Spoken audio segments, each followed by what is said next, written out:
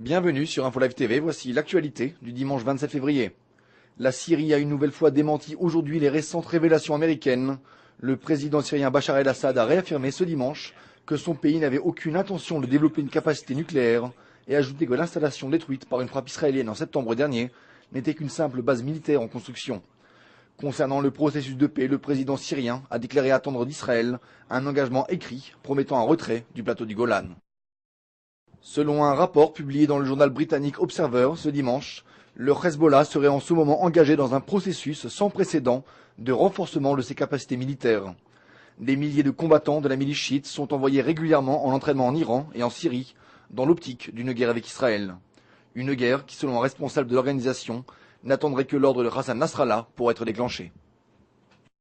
Une roquette Grad de type Katyusha, tirée par les organisations terroristes de la bande de Gaza, s'est écrasée sur la zone industrielle de la ville d'Ashkelon ce matin, sans causer de blessés ni de dégâts. 2 roquettes Qassam se sont abattues sur la ville de Sderot un peu plus tard dans la journée, là aussi sans causer de dégâts. Le chef de l'opposition et ancien Premier ministre Benyamin Netanyahou a déclaré ce dimanche son opposition la plus totale à un retrait israélien du Golan.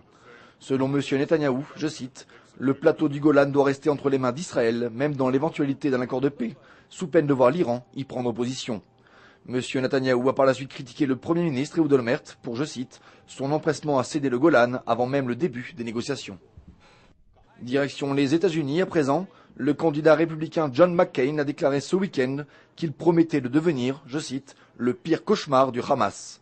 Le sénateur de l'Arizona a par la suite tenu à affirmer que son rival démocrate, Barack Obama, représentait le candidat idéal désiré par le Hamas. Un conseiller d'Ismaël Haniyeh à Gaza avait en effet récemment déclaré son support à la candidature du sénateur Obama. Enfin, la crise mondiale du riz pour refermer ce journal qui semble désormais atteindre Israël.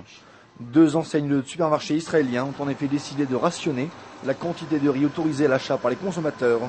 Une pénurie de riz sévit en ce moment à l'échelle mondiale et Israël, jusqu'à présent épargné, a décidé de prendre les mesures de précaution nécessaires. Merci de nous avoir suivis sur InfoLive TV. Très bonne soirée à tous.